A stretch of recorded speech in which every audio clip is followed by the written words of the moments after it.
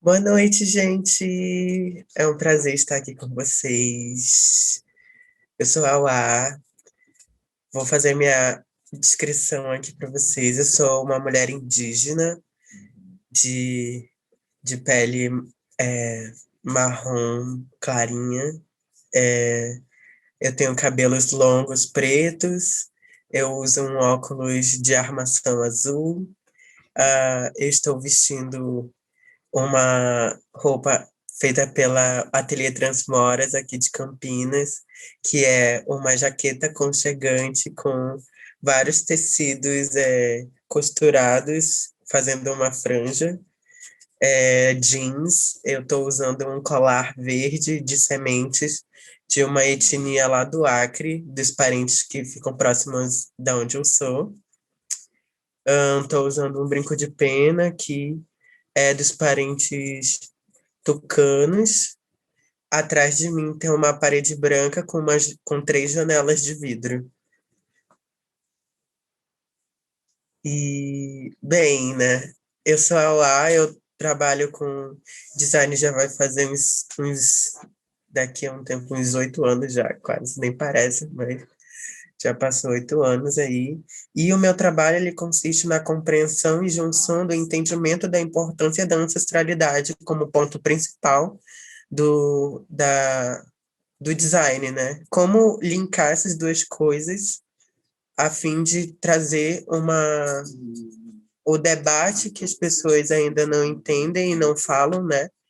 Que é a questão da presença indígena nos demais lugares, nos diversos lugares, não somente na aldeia ou na comunidade, mas sim na cidade e também em vários outros trabalhos. E como a importância dessa ancestralidade, ela traz uma questão de comunicação tão visual quanto seja estética ou não visual também, né? Porque na cultura indígena, na maioria das etnias, tem a presença da cultura da fala, né? Não da imagem. Então, tem essa questão também das diversidades de comunicações que são existentes partindo desse princípio ancestral, né? E o meu trabalho já tem esse tempo. Atualmente sou mestranda em design profissional pela Universidade Federal do Amazonas, só que dei uma pausa porque eu agora no momento moro em São Paulo, onde eu realizo tanto os meus trabalhos de design quanto os meus projetos artísticos, que eu sou também uma artista visual, que também tem esse projeto de ancestralidade para com a arte, né? A arte decolonial. Então, eu sou grafiteira, sou artista, eu faço ilustrações digitais, eu faço manuais, então, digamos que as diversidades de plataformas que são existentes comigo, eu utilizo como ferramenta de fala, né? Ferramenta de política, ferramenta de corpo, ferramenta de território, para expandir a consciência das pessoas em relação a um âmbito e conhecimento.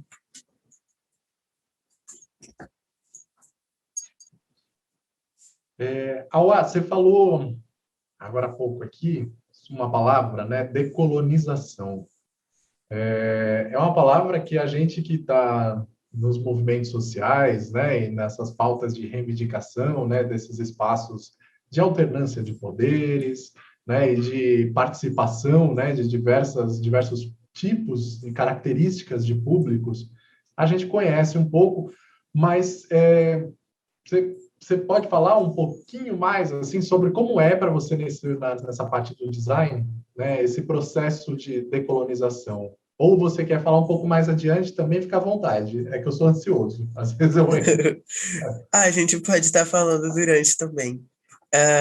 Bem, esse processo decolonial, ele consiste, né, nessa questão da desestruturação que já é estrutural, né, que já foi estruturada desde muito tempo atrás, desde do início do design, de como nasceu o design. Então, é pegar essa estrutura que já é criada há muito tempo atrás e desestruturar elas partindo dos princípios não coloniais, né? O que são esses princípios não coloniais? Que é pensado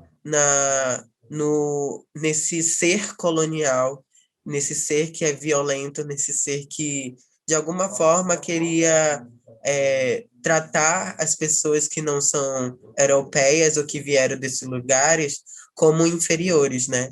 Então, decolonizar esses pensamentos é desestruturar essas estruturas, criando novas estruturas. Legal. Isso é importante a gente sempre frisar, né, nessas participações, porque a gente está tão homogeneizado, né, e tão normatizado dentro de sistemas, né, que envolvem comunicação, não só o design, né, mas é óbvio que o design faz Sim. parte, né, de toda a comunicação, mas que envolvem todas as relações, né, até as relações afetivas, enfim, todos os processos que são heranças, né, desses processos de colonização de outros povos, né, e nessa formação diversificada daqui do Brasil. Você começou esse trabalho, né, já perguntando aqui algumas coisas, então, tá? Você começou o seu interesse, né, pelo design, começou por algum motivo específico, assim? Quanto que te deu? É isso aí, design. Nossa, bem, foi tipo, eu estava lá já saindo do ensino médio e decidindo o que que eu ia fazer. E aí eu fiquei, eu entendo que meu corpo ele é diferente dos outros corpos, que a minha ancestralidade, eu não tinha esse pensamento que eu tenho hoje de decolonização, de movimento e etc., mas de alguma forma isso já era existente em mim porque eu senti uma diferença na minha presença, né? Então eu ficava assim, bem, os meus avós vieram de tais lugares, vieram do interior, vieram do Pará, então como trazer como linkar a busca disso dos meus ancestrais para uma coisa que eu já fazia, né? Porque eu desde pequena eu já rabiscava as coisas, já gostava de criar, eu sempre gostei de criar. Então eu fui fazer um teste de vocação, teste vocacional, e aí ou eu queria ser designer de moda, designer ou arquiteta, ou designer gráfica, ou musicista, né? Mas eu não passei na Universidade da UEA, lá em Manaus. Aí eu fiz o Enem, né? E aí, bum, passei numa universidade particular que eu consegui pelo ProUni, né? Uma bolsa. E aí, bem, foi aí que, tipo, eu tive o estalo de, tipo, bem, eu acho que esse processo pode me ajudar na criação de outros processos, né? Pode me ajudar na criação, essa palavra criar, né? Porque normalmente as pessoas me jogavam, ah, é porque tu não faz artes, ah, porque tu não faz moda, porque tu é bem fashionista, não sei o quê. Aí eu, bem, pode ser, pode ser. E aí eu fui ficando muito mais próxima da, de pessoas que eu convivia, né? Como, por exemplo, não sei se vocês conhecem, mas ela já esteve, inclusive, no Tomiotá, que é a Uira Sodoma. Ela é uma parente muito próxima minha e era uma pessoa, era não, né? É uma pessoa para mim que foi uma referência desde o princípio que eu comecei a me comunicar com ela, né? Hoje em dia a gente já tem uma relação muito mais íntima de família, né? E pensar na forma de comunicação dela com o trabalho, e aí eu fui entendendo o trabalho acadêmico, né? Porque ela é mestre em ecologia, então, nossa, eu fui procurando mais entender a comunicação e a criação, né? Porque além da Uira, além da Uira mestre em ecologia, tinha a Uira Sodoma, a árvore que anda, né? Então, eu percebi que a criação, ela poderia ser um ponto muito forte meu para estar utilizando a minha história, o que eu acredito, o que eu estava conhecendo.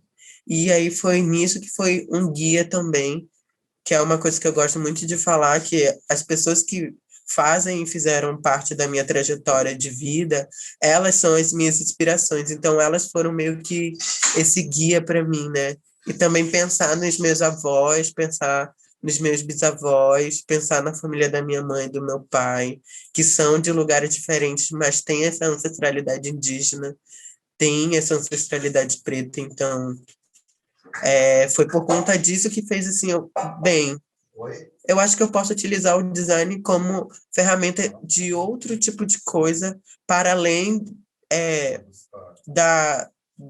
do que já se conhece, né?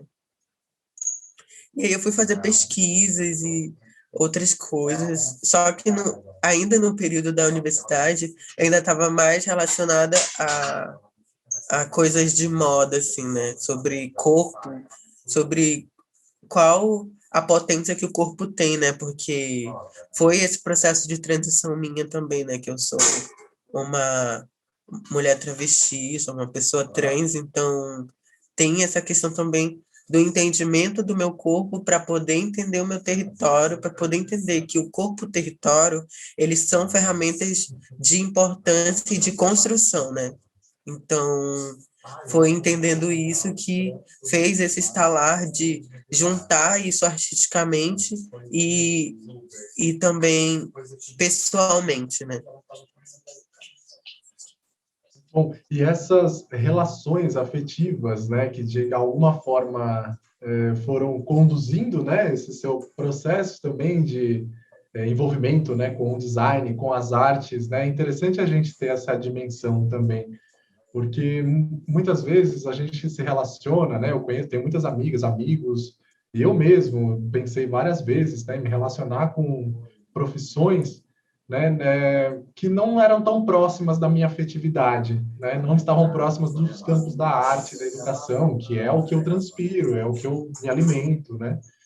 E você chegou a pensar nisso em algum momento, assim, de falar, pera, é isso mesmo que eu vou seguir, eu vou para o lado, né, do design, das artes, né, ou vou para o outro lado? Você já falou que a moda ela foi um receptor, assim, né, para Sim, sim, eu já te pensei assim. acolher.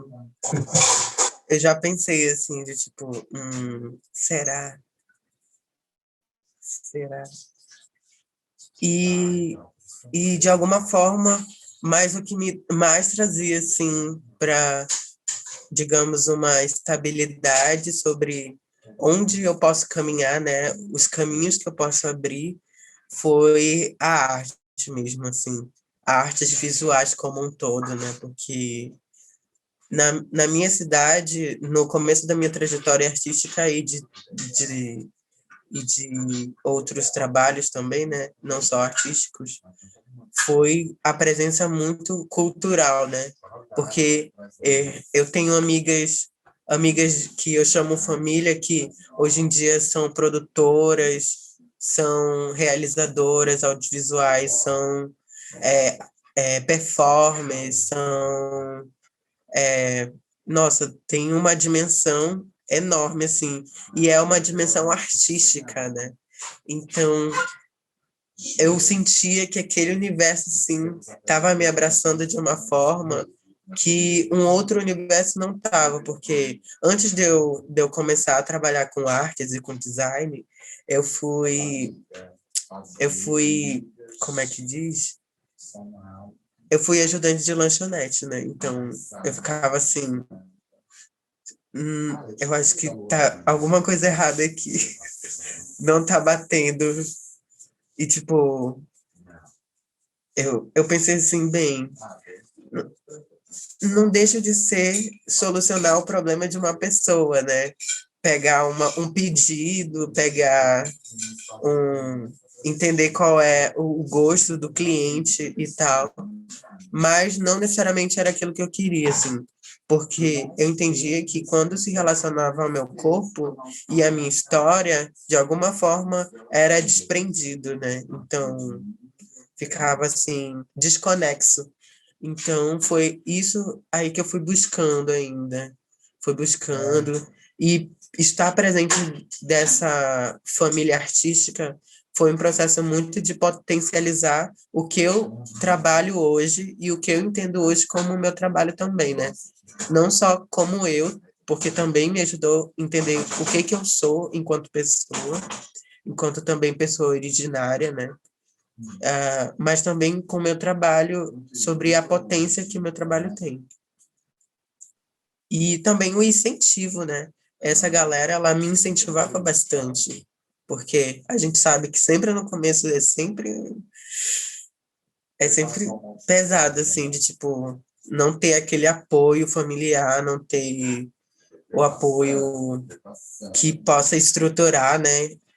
Mas aí tinha os amigos que eram amigos artistas, produtores, que estavam nessa questão de, tipo, sobreviver com editais da cidade, sobreviver com eventos. Então, entendiam de alguma forma qual era esse âmbito da não normatividade empresarial ou de empregabilidade, e entendendo e podendo possibilitar, né, criando esse universo na minha cabeça de, olha, você pode criar o seu próprio universo. Você pode trabalhar com aquilo que realmente você tem gosto e aquilo que você se direcionou a aprender, né? Porque na faculdade eu tive várias matérias. Tinha matérias que eu não gostava, porque eu achava assim, ai, nossa, eles só citam outras pessoas. Tem tanto profissional bom assim no Brasil. E isso me incomodava, só que é exatamente isso, né? Sempre vai haver, de alguma forma, essas construções estruturais e cabe a nós desestruturar elas, né? E foi entendendo isso, assim, que, tipo, bem, apesar dessas dores e desse caminho difícil, porque, nossa, eu já passei por diversas agências que algumas foram experiências legais, outras não foram. Eu já trabalhei na Secretaria do Estado do Amazonas, foi uma experiência bem interessante. Teve as, as particularidades, né, mas foi um ambiente interessante para saber como é que se trabalha a questão de comunicação da cultura do Estado, né, do Estado do Amazonas. Então, foi uma experiência também. E aí já sair da cidade trabalhando como artista e focar no trabalho artístico e expandir ele de forma que o trabalho de design também se expande, né? Que hoje em dia agora eu já estou trabalhando tanto com produção artística quanto de design, com a direção de arte no design e da comunicação, né? E também na direção artística de produções audiovisuais. Então, foi vários caminhos que, se não fosse, digamos assim, essa escolha, né? Eles não estariam abertos, assim, porque eu já passei por diversas dificuldades financeiras e etc., mas nada mais interessante ou nada mais consistente de tipo, bem, eu estou fazendo o que eu gosto. Eu sei que pode demorar um pouco, ou não, né? Mas eu estou fazendo o que eu gosto. E eu acho que é isso que pensar nisso, nessa escolha, né? Pensar nessa escolha de modo que eu faça algo que eu goste, assim, é mais interessante, assim.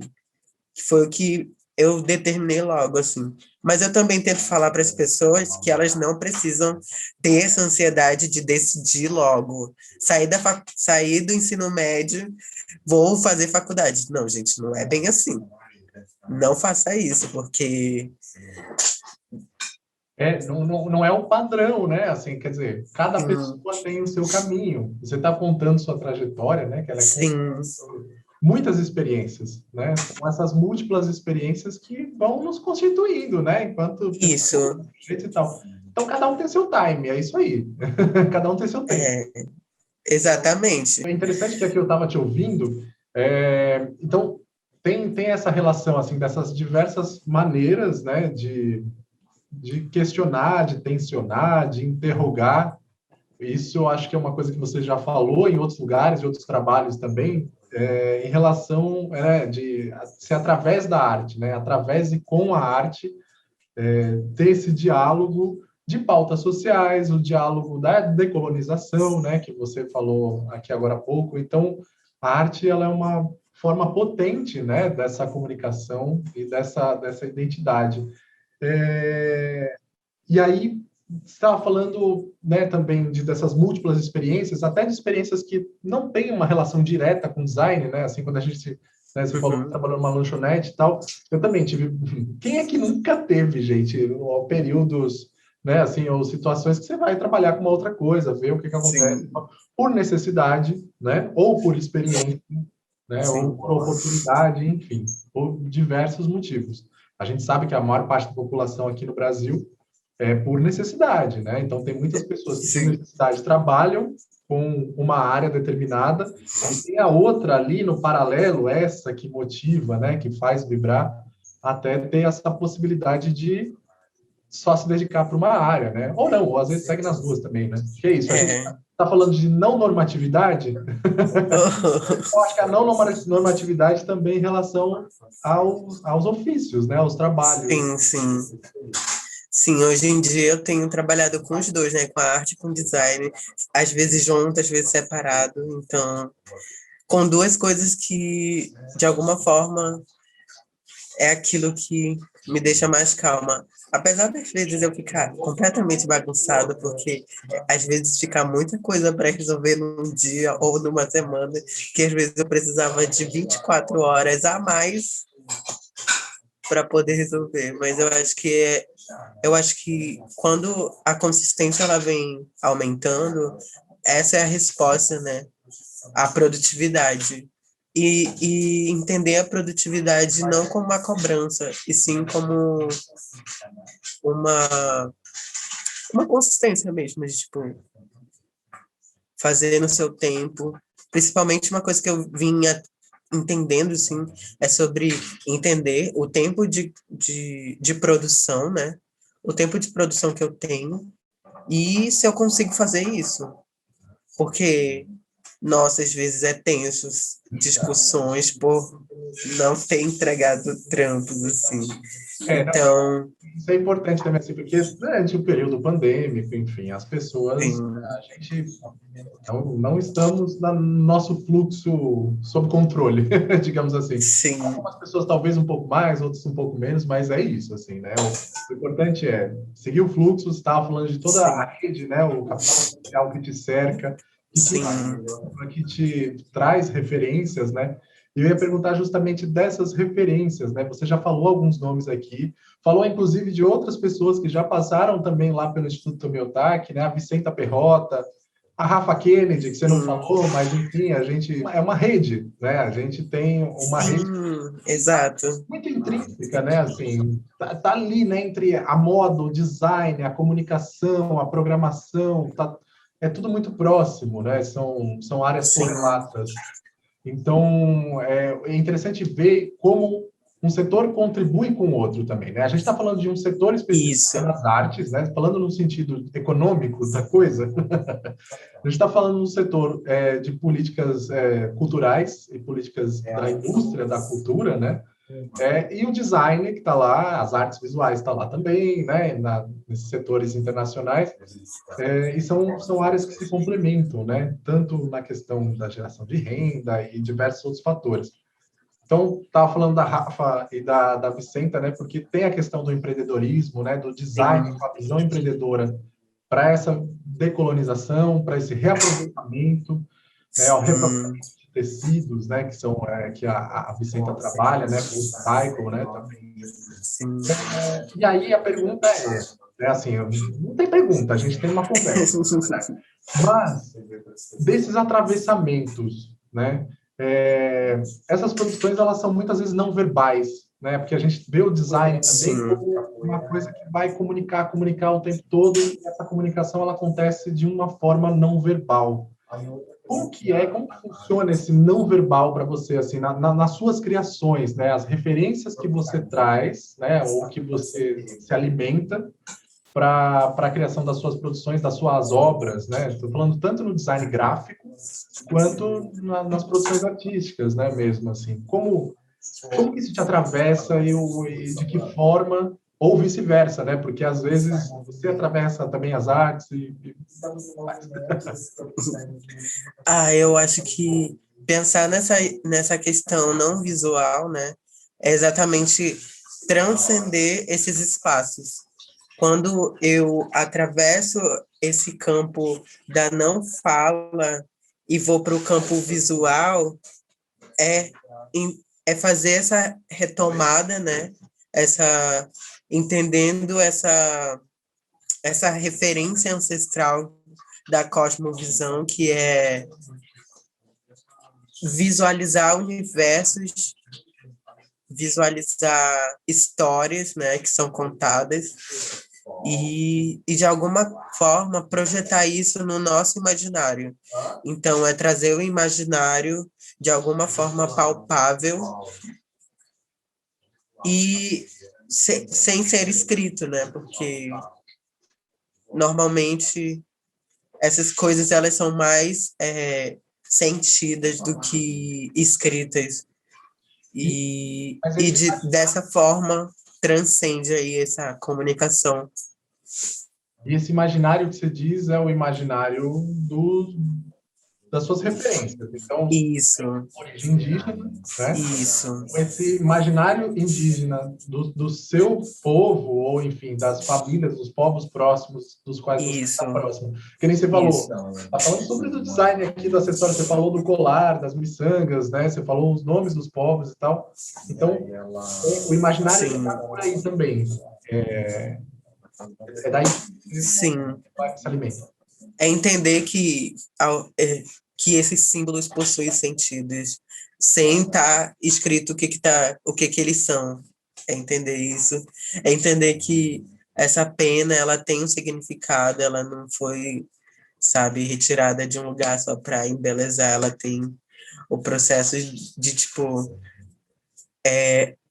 união da natureza com os parentes, tem essa questão do artesanato, tem a questão histórica do poder que a contagem dessas histórias elas são passadas pelo artesanato, pela miçanga, pelo colar, pelo cocá. Então, é entender essas diversidades de comunicações e introduzir elas em produções visuais, né? Ou não visuais também, porque estar com essas pessoas que de alguma forma elas foram um incentivo para o meu processo, elas participam desse universo, né? Como, por exemplo, eu tenho uma amiga que é a Mafel, que ela faz produções sonoras, como aí teve a experiência que, antes da pandemia, né, teve a exposição da Uira lá na minha cidade, em Manaus. E ela fez essa produção sonora, então, trazendo a ambientação da mata com o som dos pássaros, entendendo que as pessoas que não poderiam estar enxergando, elas poderiam estar se sentindo naquele espaço. Então, é trabalhar todas essas comunicações, seja elas sonoras ou não sonoras, palpáveis ou não palpáveis, visuais ou não visuais. Eu acho que as intersecções que são importantes, né? Quais são as intersecções que cada comunicação possui? Então, entendendo elas, a gente consegue, de alguma forma, comunicar o todo, né? E aí a gente já entra nessa questão da acessibilidade, seja ela acessibilidade ao entendimento da importância da ancestralidade e acessibilidade a todos os tipos de diferenças de corpo, diferenças de olhares, diferenças de trajetórias. Então, acho que pensando nisso, a gente entra nesse campo da acessibilidade. Fantástico isso, Alá, porque esse é o sentido de acolhedor, né? Que esse seminário carrega o nome, esse prêmio também. O tema, né? Esse tema de acolher nesses âmbitos sensoriais, né? Também eu ia te perguntar justamente isso, né? De outras referências que não visuais que compõem, né? Esses sentidos E esses sentidos que são tão importantes, como você disse, né, para as pessoas que não enxergam, né, e para as pessoas que, de alguma forma, podem acessar isso de outras formas, né, assim, de sentir, Sim, né, isso de outras formas.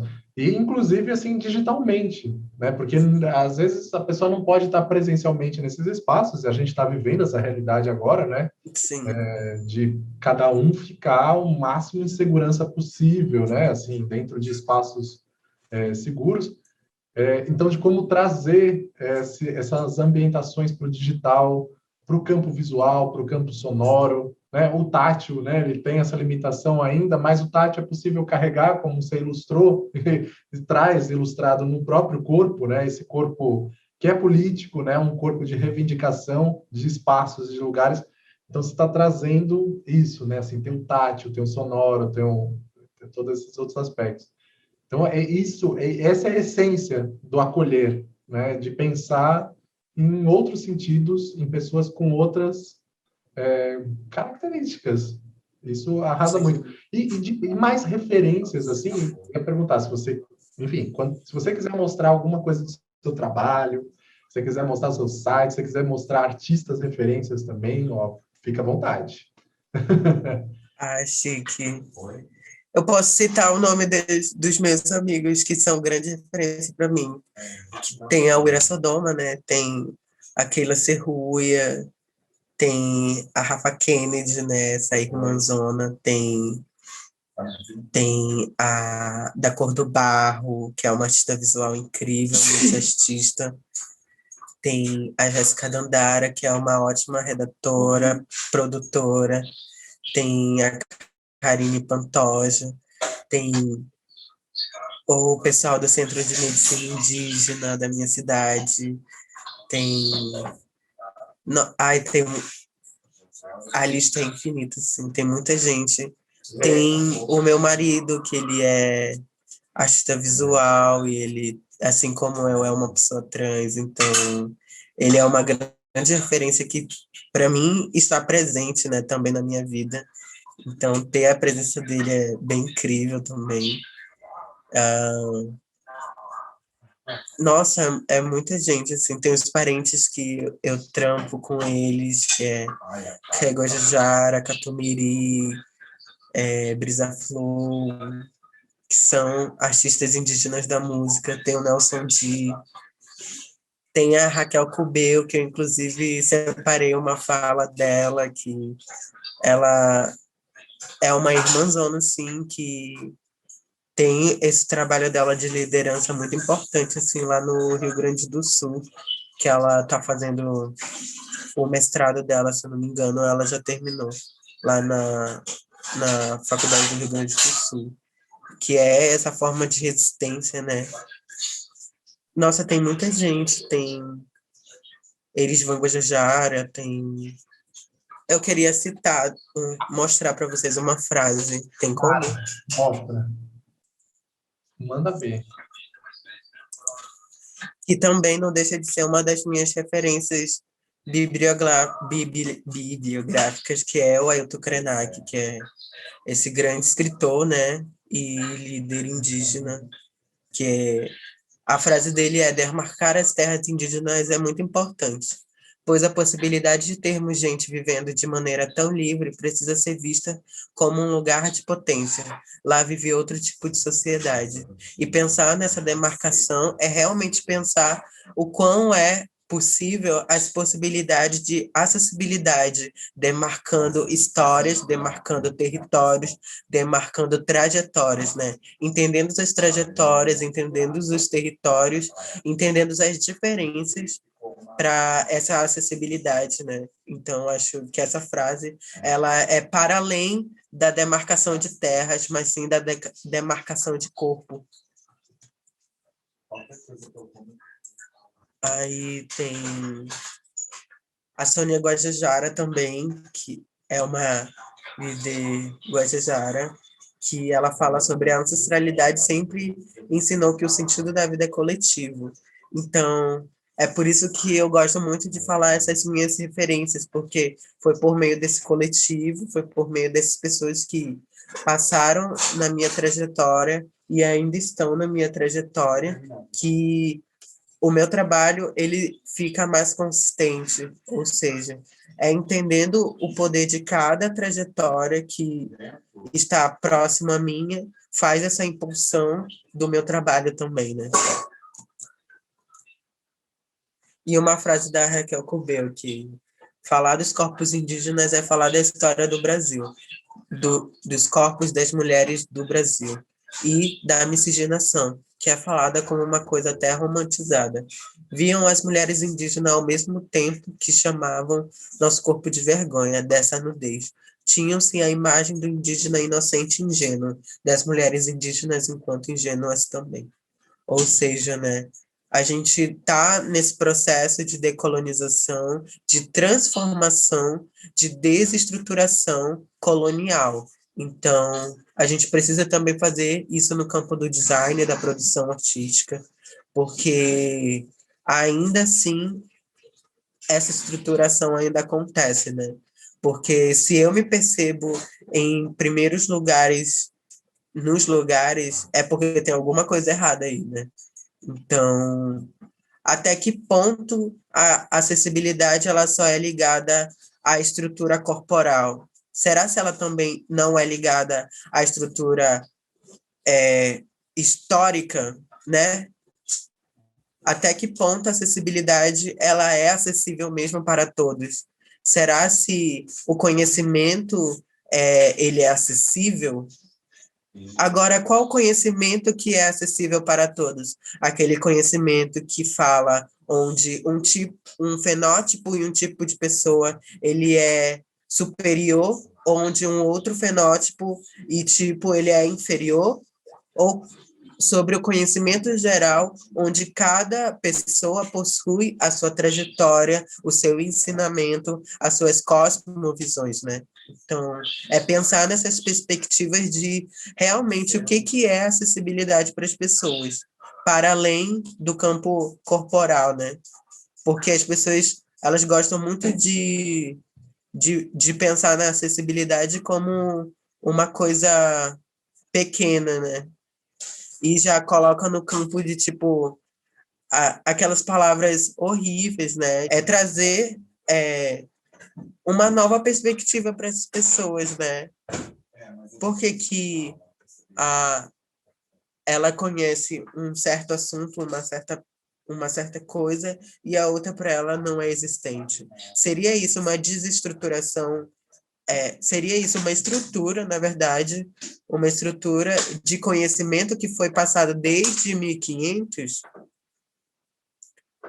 e agora, depois de 500 anos que a gente está reivindicando essa desestruturação, porque se a gente entende isso, é porque adoeceram, né, esses conhecimentos foram adoecidos, esses entendimentos foram deturpados, né?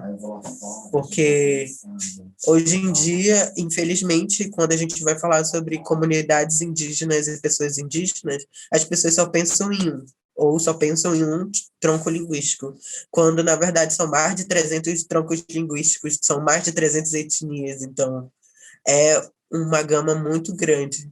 Fora o, a outra porcentagem que foram aniquiladas e foram mortas na colonização, que acontece até hoje, né? Porque a gente não pode falar de acessibilidade ou de conhecimento se as pessoas também não procuram esse conhecimento e não entendem da importância desses corpos na sociedade, porque eu, eu me sinto feliz de alguma forma, mas eu também me sinto triste porque parentes estão sendo mortos por garimpeiros agora, assim como a mãe da minha, assim como a minha avó foi morta por garimpeiros e estão fazendo isso agora, sabe?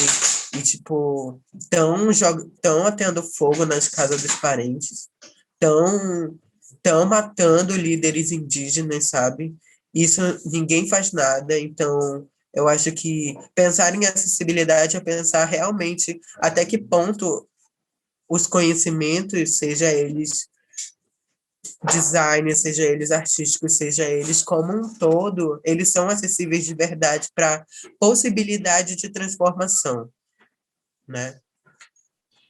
Sua fala é muito, muito, muito importante, Auá, porque você trouxe um debate da acessibilidade nesse contexto da hierarquia, né? Que a acessibilidade, essa palavra é acompanhada também por uma outra palavra que é inclusão, né? E inclusão, ela pressupõe sim hierarquias, né? Porque alguém vai incluir outra, né? Uma pessoa vai incluir outra. Então, quem são essas escolhas, né, de quem vai ser incluído ou não? É uma espécie de curadoria ali, assim, qual que é, né, quem está dentro das discussões, das pautas, que vão além, como você muito bem falou, dos aspectos menores, né, como você colocou, né, dos aspectos pequenos, que envolve, obviamente, a arquitetura, né, os aspectos físicos, mas vai na comunicação, vai na atitude, né, vai no instrumental de como as políticas públicas são desenvolvidas também, como que dentro das empresas, as instituições que a gente trabalha ou presta serviços se mobilizam nessas causas, porque tá dentro de processos, né, de quem está no domínio ali para colocar a pauta em discussão, né? Quem está no mainstream, né, como se fala, né, na dominância ali para colocar essa pauta em discussão. Então, essa fala ela é urgente, né? O porquê esse descaso, essa violência, né, contra os povos indígenas, né, os povos brasileiros aqui, é, também uma pauta da acessibilidade.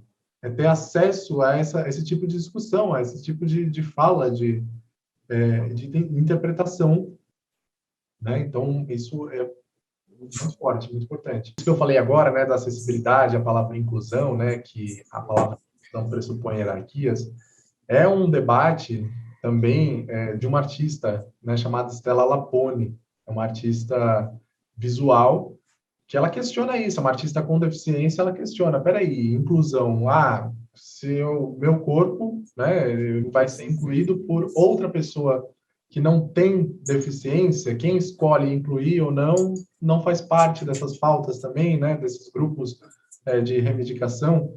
Então, o que você está trazendo aqui é o design além do visual, né? É o design acolhedor que ele está imerso e que ele está totalmente envolvido com políticas públicas, políticas culturais, histórias de vida, histórias de povos e de comunidades. Não é simplesmente a estética pela estética, né? Que muita gente pensa isso em relação à moda, em relação às artes gráficas, né? Que é seduzir, cooptar a pessoa ali, pegar a atenção dela para vender um produto. Então, é muito além disso, né? Não é para vender, não é só para isso, né? Sim, exato, porque entender essa gama do design, né, como acessibilidade, como ancestralidade, que é algumas pessoas que eu acompanho o trabalho e hoje introduzo esse trabalho como design ancestral, é realmente entender todas essas gamas existentes da importância da comunicação como um ato político e não só como uma venda de produto, mas sim como um ato político. Sim, não, principalmente, né? Se a gente está falando de mudar visões e tudo mais, então é o design como resistência, como modificação e tudo mais. Dessa parte do design gráfico, assim, né, para os parâmetros internet, web, como que você acredita que isso possa potencializar? Por exemplo, você falou diversos nomes, referências, né, que te cercam nas suas produções, e são pessoas que utilizam mídias sociais, né, de alguma forma também. Como que você enxerga isso, assim, a potência, o impulsionamento do design a partir dessas plataformas de mídias sociais? Como que você vê essa contribuição ou uma perspectiva, um futuro? Não sei, sua opinião sobre isso. Bem, eu acho assim que sobre essas novas plataformas que estão criando, assim, elas, de alguma forma, elas são possibilitadoras de conhecimento, né? E de compartilhamento, mas ainda assim fica uma gama muito grande, assim. É como se o Instagram fosse o próprio Google, assim, sabe? Uma barra de pesquisa onde tem várias coisas, muitas coisas, tipo, muitas coisas mesmo. Então, cabe realmente a gente a fazer essa curadoria de pesquisa, né, sobre as pessoas que estão pesquisando, quem elas indicam, né, quem elas estão falando, porque uma coisa que eu entendi, inclusive, que eu li já tem um tempo, é que isso, inclusive na gama do design, era que o design sempre vai ter um universo para você, sempre vai ter um universo para você. Então, não pense que pelo fato de você se comunicar de uma forma diferente ou mais politizada, ela vai ser um problema, né, para esse trabalho. Não, vai ser só uma, um outro tipo de trabalho, digamos assim. Vai ser uma nova vertente, né, que é esse designer ativista, esse designer político, que também tem o seu espaço. Porque eu tive essa questão, né, de tipo, eu tô cansada de fazer coisas só para vender, assim, coisas simples, sendo que tem várias coisas acontecendo, tem várias coisas que estão, assim, muito sérias, que precisam ser ditas, ou coisas que só eu tô vivendo ali, que as pessoas precisam entender e se identificar que são existentes. Então, foi exatamente pensar nisso, nessas entender que essas plataformas elas são possibilitadores de criações de novas plataformas. Digo plataformas no campo da comunidade, né? Essas plataformas, elas criam essas comunidades, ou seja, essas comunidades do ativismo, essas comunidades da ancestralidade, essas comunidades da arte, né? Então, é pensar nisso como essa ferramenta, uma ferramenta, como se fosse um Pinterest, por exemplo, também. Tipo, eu acho que necessariamente elas ainda possuem um pequeno problema que a gente já sabe que é sobre algoritmos, etc e tal, e também pelo fato de ser uma plataforma muito grande, né? A plataforma muito grande, ela vai direcionar um público, porque ainda tem, para além dos interesses das pessoas que estão a fim de mostrar os seus trabalhos, tem o próprio interesse da marca plataforma, né? No caso, a plataforma que a maioria das pessoas usam. Então, utilizar dessas ferramentas para criar as suas próprias ferramentas, né? Eu acho que é isso. Muito ótimo, Porque tipo, tem também a questão de, sei lá, eu vou numa comunidade que não tem acesso à internet, provavelmente, né? Aí, tipo, vou levar um livro ou levar um impresso ou outras comunidades que têm acesso à internet. Vou estar mostrando algumas produções em PDF, né? Ou produções que estão na nuvem, assim, porque é assim que acontece, né? A gente vai conhecendo um parente aqui, aí o parente fala de outra pessoa, e o outro parente já fala ali, aí, nossa, tem ali a Guajajara, tem ali o Funil, tem ali o Tucano, tem ali o... Tem vários, tem vários. Tem ali a Mura. E foi assim que você chegou aqui. Aí foi assim que seu nome chegou para Sim. o Tomiotaki. Foi isso, de parente em parente. Foi indo, indo, indo, e chegam nessas redes Sim. maiores, né? Faz tempo. Isso. É tipo utilizar dessas plataformas para criação de redes, né? Porque é assim que a gente faz no mundo não virtual. Hoje em dia a gente já usa mais o virtual por conta, né, da pandemia, precisamos estar em casa, mas antes disso, era isso que eu fazia, de tipo, eu antes de estar aqui em São Paulo, eu estava em Manaus. De Manaus eu estava em Belém. De Belém eu fui para Recife, de Recife eu vim para São Paulo. De São Paulo fui em Campinas, já fui no Rio, já voltei para cá, para São Paulo de novo. Aí hoje eu já estou em Campinas, então, de alguma forma, a gente vai criando das nossas próprias teias, né? Porque às vezes também tem as questões de, tipo, a pessoa não te conhecer muito e não gosta muito de conversar. Aí é aí que você entra com o seu trabalho, com a sua fala, e aí são conectados, e aí rolam projetos, rolam novas pessoas acontecendo ali na... E eu te perguntei também sobre as redes digitais, né? Porque, óbvio, né? Elas são aliadas hoje, né? O Instagram, ou outras redes também, né? Que você citou o Instagram, é, são redes populares, mas ela tem essa questão do algoritmo, né? Que vai filtrar, então, um determinado tipo de usuário, o usuário vai receber mais imagens, notificações que são de acordo com o ciclo de pessoas que seguem, né? De perfis que seguem, Sim, ainda e continua, fica isolado, assim, não entra nesse mainstream, né, que a gente fala, né, nesse lugar de sim. dominância e tal. E você também é artista de intervenção urbana, não é? Você já Isso, eu fez grafite. faço grafite, faço pichação.